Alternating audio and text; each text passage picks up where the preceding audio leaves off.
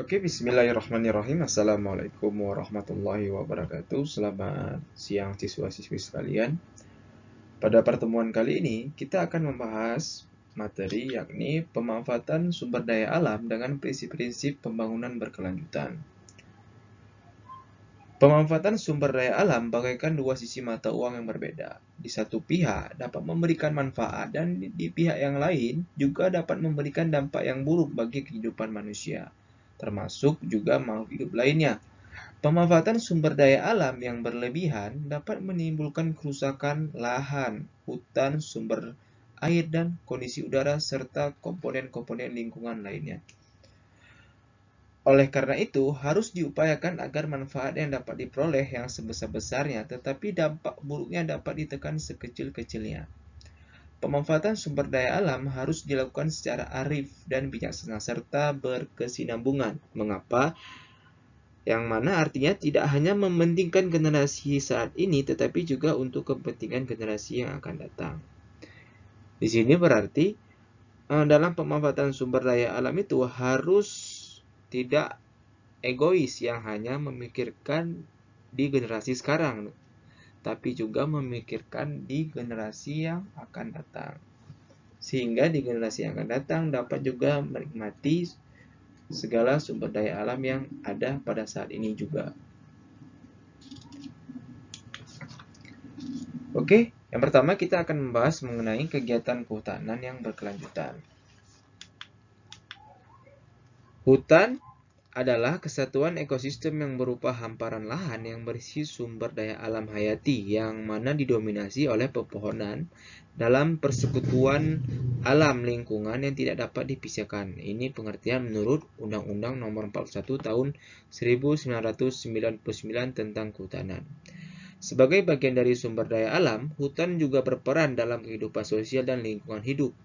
Hutan merupakan kekayaan alam yang harus memberikan manfaat yang sebesar-besarnya untuk kesejahteraan rakyat dan kelestarian lingkungan hidup. Pengelolaan dan eksploitasi hutan yang tidak ramah lingkungan akan merusak fungsi ekologi, ekonomi, dan sosial dari hutan tersebut. Dampak negatif dari pengelolaan dan eksploitasi hutan yang tidak ramah lingkungan akan menyebabkan berbagai bencana alam seperti banjir, banjir bandang, longsor, kebakaran hutan, dan kekeringan serta hilangnya keanekaragaman hayati. Longsor dan banjir bandang adalah salah satu dampak negatif dalam pengelolaan hutan dan eksploitasi hutan yang tidak ramah lingkungan atau tidak mengindahkan kaidah-kaidah lingkungan. Pengelolaan hutan harus mencegah kerusakan dan menjaga kelestarian hutan, sehingga harus diupayakan pemanfaatan sumber daya kehutanan yang ramah lingkungan dan berkelanjutan. Pengelolaan tersebut antara lain sebagai berikut. Yang pertama, yakni menambah kawasan konservasi hutan seperti taman nasional dan cagar alam. Yang kedua, meningkatkan mutu dan produktivitas kawasan hutan dan hutan rakyat. Yang ketiga, meningkatkan peran serta masyarakat sekitar dalam pengelolaan hutan dan meningkatkan kesejahteraan masyarakat sekitar. Jadi masyarakat sekitar diajak dan berperan serta dalam pengelolaan hutan tersebut. Selanjutnya, meningkatkan daya dukung lahan dengan cara reboisasi dan rehabilitasi lahan serta perbaikan mutu lingkungan. Selanjutnya, yakni meningkatkan peran pemerintah dalam pengelolaan dan pembangunan kehutanan. Selanjutnya, meningkatkan penelitian dan pengembangan di bidang kehutanan. Yang terakhir adalah menindak tegas pelaku penebangan liar atau illegal logging, perambah hutan, dan pemburu satwa langka. Oke, itu merupakan kegiatan-kegiatan di bidang kehutanan yang berkelanjutan.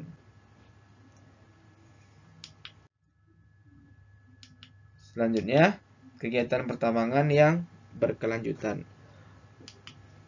Menurut Undang-Undang Nomor 22 Tahun 2010, pertambangan adalah sebagian atau seluruh tahapan kegiatan dalam rangka penelitian, pengelolaan, dan pengusahaan mineral atau batu bara yang meliputi penyelidikan umum, eksplorasi, studi kelayakan, penambangan, pengolahan dan pemurnian, pengangkutan dan penjualan, serta kegiatan pasca tambang itu sendiri. Kegiatan pertambangan yang berkelanjutan yang pertama, dalam kegiatan pertambangan harus sesuai dengan rencana tata ruang yang ada. Jadi tidak saling bertabrakan. Yang kedua, melibatkan masyarakat atau pemangku kepentingan atau stakeholder dalam kegiatan pertambangan tersebut. Selanjutnya, pelaksanaannya harus ramah lingkungan dan tidak menimbulkan kerusakan dan pencemaran lingkungan. Selanjutnya yang ini melakukan reklamasi, restorasi, dan rehabilitasi pasca tambang. Jadi lahan-lahan tambang itu yang di sekitar tambang, di tambangnya itu dilakukan reklamasi kembali, itu direstorasi atau dan direhabilitasi agar lahan tersebut dapat digunakan kembali untuk kepentingan lain tentunya. Selanjutnya, kegiatan pertambangan harus memikirkan juga kesejahteraan masyarakat dan kepentingan nasional. Ya, percuma kalau kegiatan pertambangan tersebut tidak memiliki dampak terhadap kesejahteraan masyarakat dan kepentingan nasional tentunya. Yang mana sumber daya alamnya atau tambang-tambang itu hanya dikeruk saja, namun masyarakatnya tetap dalam keadaan tidak sejahtera. Oke, selanjutnya, dalam kegiatannya tidak mencemari air tanah. Ini seringkali terjadi dalam kegiatan pertambangan yang tidak berkelanjutan. Jadi setiap kegiatan pertambangan yang berkelanjutan harus memikirkan agar tidak mencemari air tanah di sekitar pertambangan tersebut atau dalam outputnya. Oke, selanjutnya tidak menimbulkan polusi udara. Yang terakhir, dalam kegiatan pertambangan yang berkelanjutan tersebut ialah mencegah atau hal-hal yang menyebabkan kepunahan atau terganggunya keanekaragaman hayati di daerah tersebut. Oke, itu merupakan kegiatan pertambangan yang berkelanjutan atau masuk ke dalam lingkaran prinsip-prinsip pembangunan berkelanjutan. Oke, langsung saja kita akan membahas yang ketiga, kegiatan perikanan yang berkelanjutan. Indonesia sangat kaya akan sumber daya perikanan, ya, dan baik perikanan air tawar maupun laut, itu sudah kita bahas di pertemuan sebelumnya.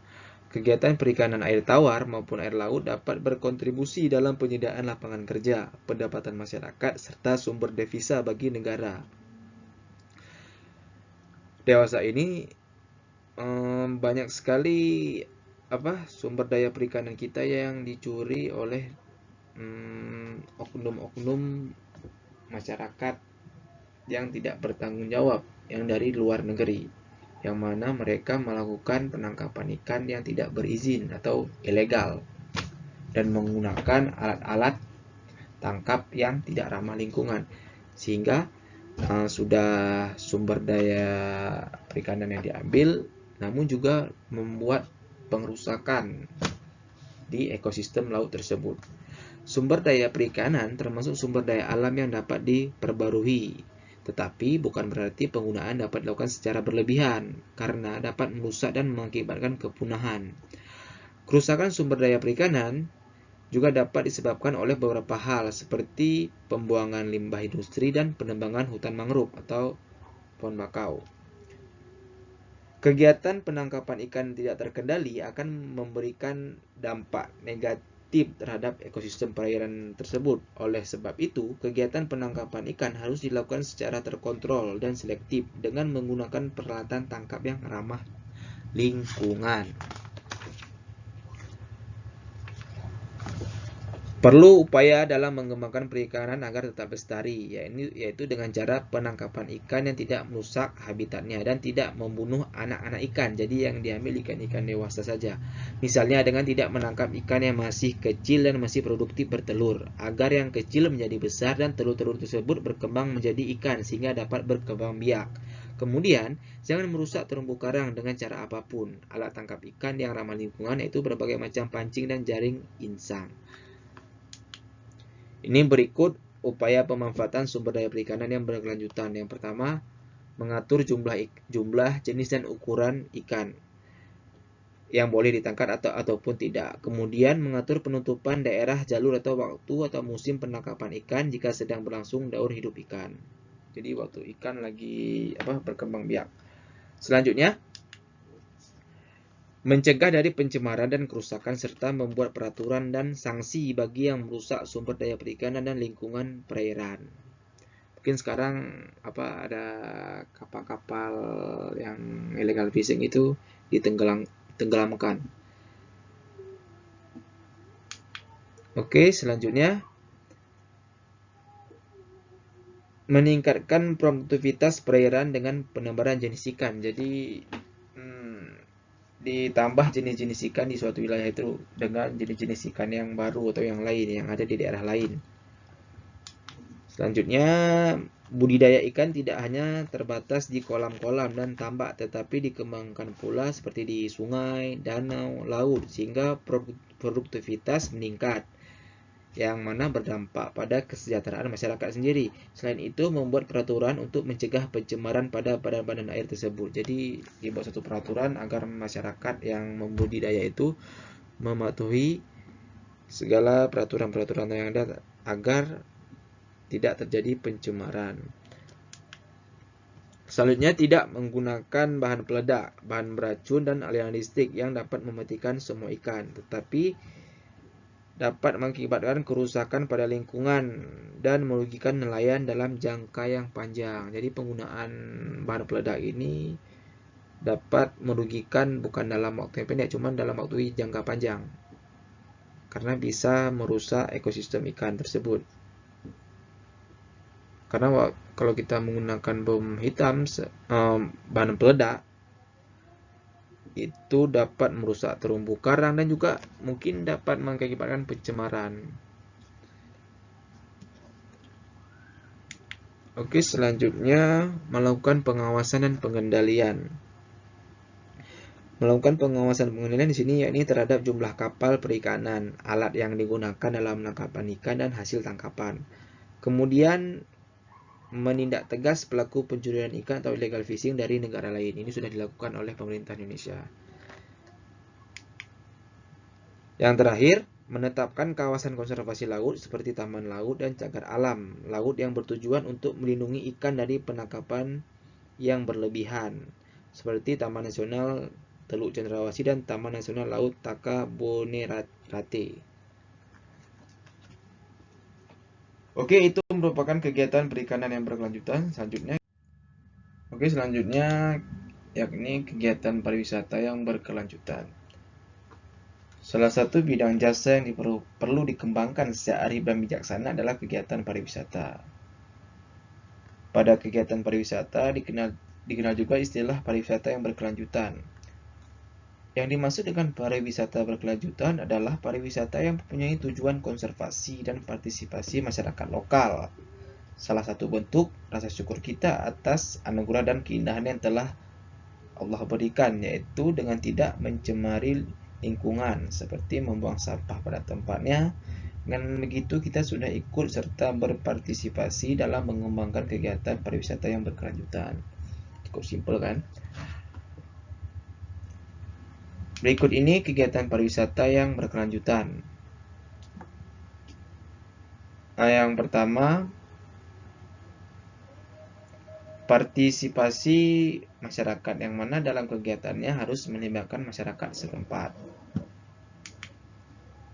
Yang kedua, mengikut sertakan para pelaku atau stakeholder wisata seperti pemerintah daerah, asosiasi wisata, LSM di bidang lingkungan seperti WALI, dan asosiasi bisnis. itu merupakan stakeholder dalam dunia pariwisata. Yang ketiga, kepemilikan lokal, yang mana kepemilikan lokal ini harus dapat menciptakan lapangan kerja yang berkualitas pada masyarakat setempat.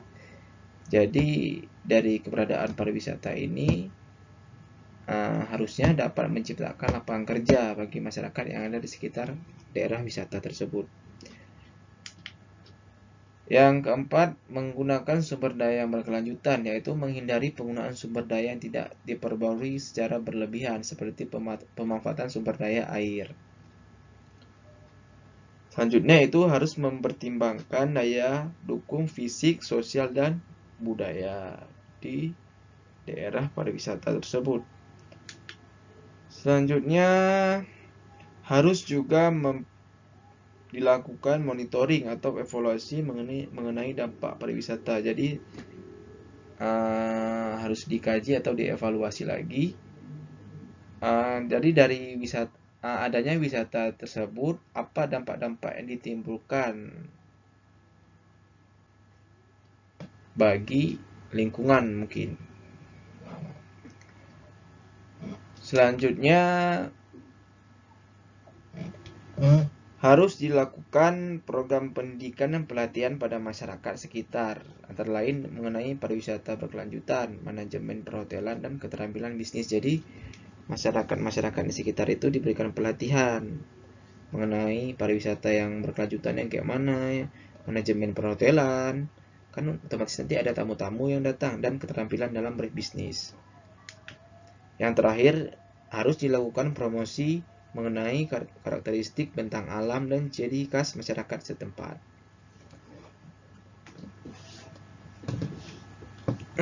Oke, itu merupakan kegiatan pariwisata yang berkelanjutan. Sekian untuk materi kali ini.